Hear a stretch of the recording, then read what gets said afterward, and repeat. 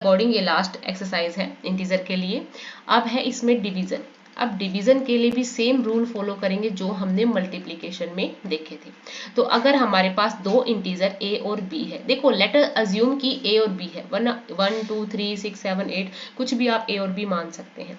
तो अगर a हमारे पास नेगेटिव है, इंटीजर है, और हमें डिवाइड करना है उसको b से, तो हमारा आंसर बच्चा नेगेटिव में ही आएगा, ठीक है, क्योंकि हम डिवाइड कर रहे हैं। अगर हमारे पास एक नेगेटिव का है और दूसरा इंटीजर भी हमारे पास नेगेटिव का है, तो हमारा आंसर प्लस में आएगा। ओके, ध्यान रखिएगा। और ऐसे अगर ए हमारे पास पॉजिटिव है और बी हमारे पास नेगेटिव है, तो आंसर तब भी हमारा नेगेटिव में ही आएगा। और दोनों प्लस में है, पॉजिटिव है, तो आंसर ऑटोमेटिकली प्लस में ही आएगा, ठीक है। अब हम ए को अगर इंटू करते हैं 1 से, तो हमारा ए ही आता है। ए को डिवाइड भी करेंगे 1 से, तो आंसर ए ही आएगा, ठीक है। अब क्वेश्चंस पे मूव करते हैं और भी अच्छे से क्लियर हो जाएगा हमारा कंसेप्ट। तो देखो, अगर हमारे पास यहाँ पे देखा 30 है, -30, जिसको हमें डिवाइड करना है 10 से, तो ये आंसर आ जाएगा 3। और साइन किसका आएगा, कि एक नेगेटिव इंटीजर है तो नेगेटिव का आंसर आएगा, ठीक है, नेगेटिव। नेक्स्ट है बी, 50 को डिवाइड करना है -5 से, आंसर नेगेटिव में आएगा। क्यों? क्योंकि एक जो इंटीजर है वो नेगेटिव साइन को कैरी कर रहा है डिवीजन में, आंसर आ जाएगा 10। यहाँ पे देखो, यहाँ दोनों ही नेगेटिव को कैरी कर रहे हैं, नेगेटिव इंटीजर है दोनों, तो आंसर किस में आएगा, पॉजिटिव इंटीजर में। आपको पता है 9 4 जा 36। नेक्स्ट है 49, माइनस का 49 है, उसको डिवाइड करना है 49 से। तो देखो, इनको लिखने का तरीका ये भी होता है, 49 को आप ऐसे 49 भी लिख सकते हैं, ठीक है, और साइन ये माइनस का है, तो 49 1 जा 49, ठीक है। आंसर क्या आ जाएगा, माइनस का 1, क्योंकि माइनस का एक नेगेटिव इंटीजर है। अब देखो ई पार्ट, देखो 13 डिवाइडेड बाय माइनस का 2 प्लस का 1 ब्रैकेट बंद। अब देखो 13 को ऐसे लिखो, डिवीजन का साइन लाओ, ठीक है, माइनस का 2 प्लस का 1, आंसर आ जाएगा 1, और साइन किसका, माइनस का, ठीक है। अब देखो 13 को अगर -1 से डिवाइड करोगे तो आंसर क्या आ जाएगा, माइनस का 13 आंसर आ जाएगा, ठीक है। ये इस वाले रूल को फॉलो करता है कि a को अगर आप डिवाइड करते हो -1 से, तो आंसर क्या आ जाता है हमारा, माइनस का a, ठीक है, ये वाला रूल है। नेक्स्ट देखते हैं 0। अब 0 से तो किसी को भी मल्टीप्लाई करें चाहे हम डिवाइड करें, जो हमारा आंसर है वो किस में ही रहेगा, 0 में ही आंसर रहेगा, ठीक है। नेक्स्ट करते हैं -31 डिवाइडेड बाय ब्रैकेट में -30 प्लस ब्रैकेट में माइनस का 1। बहुत इंटरेस्टिंग और इजी सम्स है। -31 ऐसे ही लिखोगे, डिवीजन का साइन आएगा। अब देखो यहाँ पे देखते हैं, -30 प्लस माइनस, माइनस का 1 ब्रैकेट बंद, माइनस का 31, डिवाइड का निशान लगाते हैं, माइनस माइनस प्लस, साइन किसका आएगा, बड़ी वाली वैल्यू का, ये आ जाएगा माइनस का 31। अब देखो ये भी माइनस का साइन कैरी कर रहा है और ये भी, जब डिवीजन करेंगे तो ये किस में आ जाएगा, पॉजिटिव में हमारा आंसर आ जाएगा 1। एच पार्ट को देखिए, ब्रैकेट में -36 डिवाइडेड बाय 12, और फिर इस सारे को डिवाइड करना है 3 से, ठीक है। तो सोल्व करते हैं, एक नेगेटिव इंटीजर है तो आंसर माइनस में रहेगा, 3 डिवाइडेड बाय 3। अब देखो अगर 3 ऐसे है और 3 ऐसे है डिवाइड में, आंसर क्या आ जाएगा, माइनस का 1।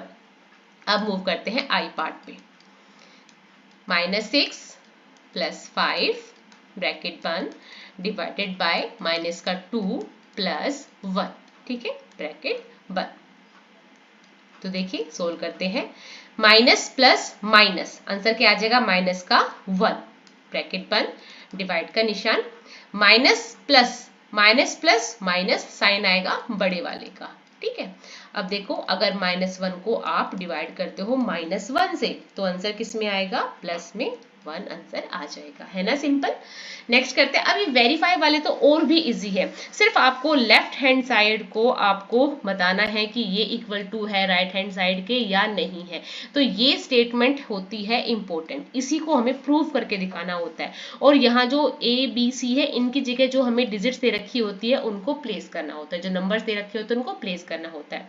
तो चलिए ए पार्ट को सोल्व करते हैं, जिसमें ये कहता है A divided by sum of B plus C is not equal to, मतलब इक्वल टू हमें जो साबित नहीं करना है, तो A divided by B plus a divided by c। तो हमें सोल्व करना है कि जो हमारा लेफ्ट हैंड साइड है वो हमारा राइट हैंड साइड के इक्वल टू नहीं है, ये हमें वेरीफाई करके दिखाना है।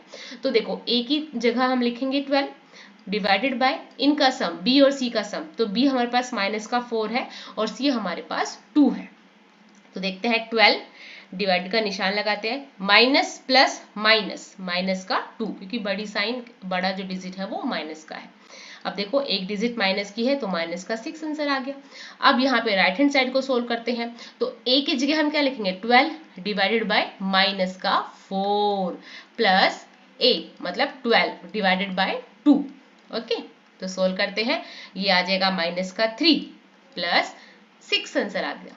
माइनस का 3 है प्लस का 6 है, आंसर आ जाएगा मेरे पास 3 प्लस का। अब देखो ये है लेफ्ट हैंड साइड माइनस का 6, राइट हैंड साइड है 3, क्या ये इक्वल है? नहीं, ये इक्वल नहीं है। So hence it proved, hence it verified that left hand side is not equal to right hand side. कितना मजेदार आंसर है, कितना मजेदार क्वेश्चन है। ऐसे ही इसका बी पार्ट होगा, अगर आप चाहे तो इसको बंद करके आप खुद कर सकते हैं, मैं आपके लिए हेल्प के लिए रेडी ही हूं। तो बी पार्ट को करते हैं, जिसमें हमें a दे रखा है माइनस का 10, b हमें 1 दे रखा है और c हमारे पास 1 है। वही स्टेटमेंट लिखेंगे, a डिवाइड का निशान b plus c is not equal to a divided by b plus a divided by c। सिर्फ हमें लेफ्ट हैंड साइड और राइट हैंड साइड लिखते जाना है, सोल्व करते जाना है, ठीक है। a की जगह माइनस का 10, डिवीजन का निशान 1 प्लस 1, माइनस का 10 डिवाइड 2, आंसर क्या आ जाएगा माइनस का 5। ऐसे ही हम राइट हैंड साइड को सोल्व करते हैं, माइनस का 10 डिवाइडेड बाय 1 प्लस माइनस का साइन डिवाइडेड बाय 1, है ना। तो देखिए ये आ जाता है माइनस का 10, ये भी आ जाता है मेरे पास माइनस का 10। अब देखो माइनस का 10 और माइनस प्लस माइनस का 10, माइनस माइनस प्लस, ये आ जाएगा माइनस का 20। तो ये आया माइनस का 5, ये आया माइनस का 20, क्या ये इक्वल है? नहीं है। तो हम लिखेंगे hence it verified that left hand side is not equal to, ये not equal to का साइन है, is not equal to right hand side, है ना। ऐसे हम सम को सोल्व करना है। अब ये जल्दी जल्दी से हम इसको कर देंगे, अगर आपको जल्दी से क्या आते हैं, टेबल्स आते हैं, तो आप इनको जल्दी से सोल्व कर दोगे। अब 369 है, किससे डिवाइड करोगे? 369 आए तो 1 से। अब -206 को आप किससे डिवाइड करोगे कि 1 आएगा? वापस से इसे करेंगे। और साइन कैसे आया? अगर दोनों नेगेटिव इंटीजर होंगे तो किस में साइन आएगा? प्लस में साइन आएगा। अब नेक्स्ट आ जाता है हमारे पास कि माइनस का 87 आना चाहिए, तो हमें हम माइनस का 87 ही लिखना पड़ेगा, ठीक है। अब देखो ये माइनस का 2 आना चाहिए, तो इसको हमें किससे डिवाइड करेंगे? माइनस के 10 से। मेंटल मैथ है, जल्दी जल्दी करना पड़ेगा, ठीक है। नेक्स्ट हमारे पास माइनस का 75 है, किससे डिवाइड करें कि 1 आए? तो इसको 1 से ही कर देते हैं, माइनस का आंसर आएगा। अब ऐसे माइनस का 87 है, तो क्या आ जाएगा? मैं इसको किससे डिवाइड करूं? 1 से करूं, -1 से, क्योंकि फिर दोनों क्या आएंगे? प्लस में आएंगे। नेक्स्ट देखो माइनस का 48, माइनस का 1 आंसर निकालना है, तो हम क्या लिखेंगे? माइनस का 48 से डिवाइड करेंगे। अब यहाँ देखो 4 3 जा 12, इसी से पता चल जाता है, यहाँ पे लिखेंगे हम माइनस का 12, ठीक है। सिंपल से है, आप बहुत इजी से कर पाओगे इनको अगर आपको टेबल्स आते हैं तो। नेक्स्ट अब चलते हैं, right 5 pairs of integer a और b such as a divided by b equal to -3, कि हमें कोई भी ऐसे पेयर बताने हैं कि जिनको आप डिवाइड करोगे ना तो माइनस का 3 आएगा। सिंपल सी बात आप याद रखो, अगर आंसर आपका माइनस आ रहा है इसका मतलब हमें कोई एक इंटीजर माइनस का लेना पड़ेगा, ठीक है। कोई भी एक इंटीजर किस चीज का लेना पड़ेगा? माइनस का लेना पड़ेगा, चाहे आप a को माइनस का ले लो, चाहे आप b को माइनस का ले लो। ये हमारी एक शर्त रहेगी अगर आंसर माइनस में निकालना है या नेगेटिव इंटीजर में निकालना है। तो देखो इसके कई हो सकते हैं, जैसे माइनस का 15 और 5 को करती हूँ तब भी आंसर माइनस का 3 आता है ना। -15 divided by 5 equal to minus का 3। और अगर मैं 18 को डिवाइड करती हूँ -6 से तब भी मेरा आंसर माइनस का 3 आता है। और अगर मैं 21 को डिवाइड करती हूँ -7 से तब भी मेरा आंसर माइनस का 3 आता है ना। सिंपल है, बहुत ही अच्छा है। तो चलिए आगे मूव करते हैं। the temperature at 12 noon was 10 degrees Celsius above zero. If it decreased at the rate of 2 degrees Celsius per hour until midnight, at what time would be the temperature 8 degree Celsius? What would be the temperature at midnight? अब देखो, इसको मैं एक घड़ी के हिसाब से आपको समझाती हूँ। अब ये मान लो हमारे पास कोई क्लॉक है, यहाँ पे है 12 बज गए हैं, ये है मिडनाइट का 12, ठीक है, मिडनाइट के 12 बज चुके हैं। अब देखो यहाँ पे 1 2 3 4 5 6 7 8 9 10 11 और 12। अब देखो ये कह रहा है कि हर एक घंटे में क्या होता है, 2 डिग्री सेल्सियस का जो तापमान है वो घट जाता है, मतलब घट रहे हैं। अब देखो अगर यहाँ पे, अगर समझ लो यहाँ पे दिन के नून के हैं, हम नून को भी इसी को मान लेते हैं, यहाँ पे अभी हमारा 10 डिग्री सेल्सियस है, तो देखो अगर 1 बजे का दोपहर का तो कितना हो जाएगा 8, क्यों, माइनस से वो घट रहा है, ठीक है, 8 डिग्री सेल्सियस हो जाएगा। 2 पे वो 6 डिग्री सेल्सियस हो जाएगा, 3 आएगा तब तक 4 डिग्री सेल्सियस हो जाएगा, है ना। 4 पे 5 डिग्री सेल्सियस, 5 नहीं 2 डिग्री सेल्सियस हो जाएगा, घट रहा है, 2 घंटे घट रहा है। 5 पे आए तो वो 0 डिग्री सेल्सियस हो जाएगा, फिर 6 पे जाएगा तो कितना हो जाएगा, माइनस का 2 डिग्री सेल्सियस। 7 पे माइनस का 4 डिग्री सेल्सियस। 8 पे माइनस का 6 डिग्री सेल्सियस। 9 पे माइनस का 8 डिग्री सेल्सियस और 10 पे कितना हो जाएगा, माइनस का 10 डिग्री सेल्सियस, ठीक है। और यहाँ पे 11 पे क्या हो जाएगा, माइनस का 11 डिग्री सेल्सियस। और 12 मिडनाइट आते आते कितना हो जाएगा, 14 डिग्री सेल्सियस, मतलब हर घंटे में 2 डिग्री सेल्सियस वो घट रहा है। अब हमें पता है इंटीजर तो प्लस के बाद भी होते हैं, 0 भी होता है और माइनस का भी होता है। तो आपने देख लिया कि 1 बजे 8 डिग्री सेल्सियस था, 2 बजे 6 डिग्री सेल्सियस था, 3 बजे 4 डिग्री सेल्सियस था, 4 बजे 2 डिग्री सेल्सियस हुआ, फिर घट गया, क्यों, 2 ही घट रहा है तो 5 पे 0 डिग्री सेल्सियस हो गया, 6 बजे -2 हो गया, 7 बजे माइनस का 4 डिग्री सेल्सियस हो गया, 8 बजे माइनस का 6 डिग्री सेल्सियस हो गया, 9 बजे -8 डिग्री सेल्सियस हो गया। अब ये पूछा है what time would the temperature be 8 degree Celsius, जो घटता हुआ है। तो आप बताओ 8 -8 डिग्री सेल्सियस कौन से टाइम पे, तो 9 बजे। तो हम यहां लिखेंगे टेम्परेचर एट 9 o'clock 9 PM कितना है हमारे पास, -8 डिग्री सेल्सियस। आप क्लॉक के हिसाब से बनाओगे ज्यादा इजी रहेगा समझने वाले को भी और आपको भी, ठीक है। तो आपने देखा 9 बजे क्या हुआ, -8 डिग्री सेल्सियस है। अब ये पूछ रहा है what would be the temperature at midnight. Midnight में कितना हुआ, अभी आपने देखा मिडनाइट में कितना हुआ, 14 डिग्री सेल्सियस। तो मिडनाइट पे कितना टेम्परेचर है, टेम्परेचर एट मिडनाइट कितना है भाई, -14 डिग्री सेल्सियस, ठीक है। आपको कुछ नहीं करना, सिंपल सा डायग्राम बनाना है और समझा देना है, ठीक है। पर ये कुछ लिखना है कि 12 नून पे 10 डिग्री सेल्सियस है और वो 0 डिग्री सेल्सियस की रेट से पर आवर वो क्या हुआ है, घट रहा है। चलिए नेक्स्ट करते हैं। In a class test +3 marks are given for every correct answer, कि जब भी अगर आपका कोई करेक्ट आंसर होगा तब आपको मिलेंगे +3 मार्क्स, और अगर आपका कोई भी इनकरेक्ट आंसर है तो आपको मिलेंगे -2 मार्क्स, मतलब वो घट जाएंगे। और no mark for not attempting any question. Radhika score 20 marks. अब राधिका के नंबर आए हैं 20 नंबर, ठीक है, राधिका ने के 20 नंबर आए हैं। If she got 12 correct answer, how many questions has she attempt incorrect. अब हमें इनकरेक्ट बताना है कि भाई उसने इनकरेक्ट कितने किए हैं।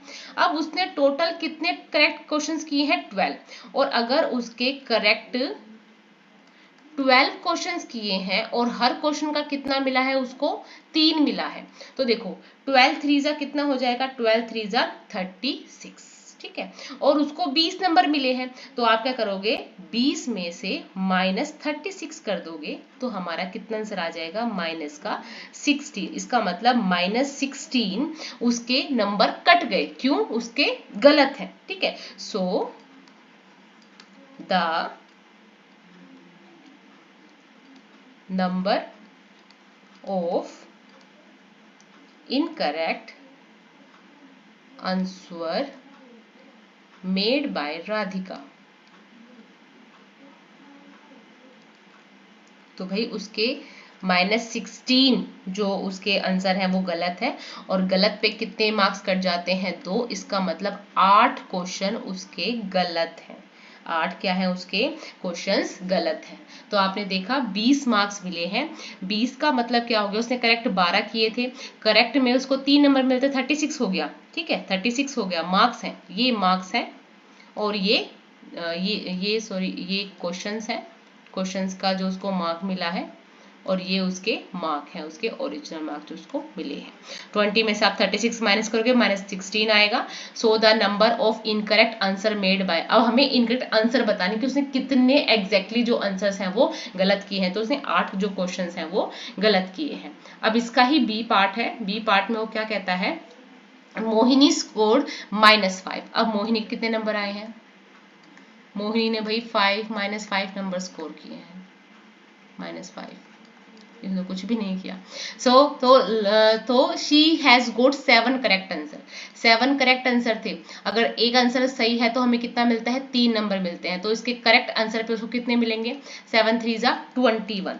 21 मार्क्स उसने क्या किया? Total marks ordered bye 7 correct answer. Correct answer पे उसको 21 मार्क्स मिले हैं। अब वो क्या कहता है कि how many questions has she attempt incorrect. अब उसने इनकरेक्ट कितने किए हैं? तो आप क्या करोगे?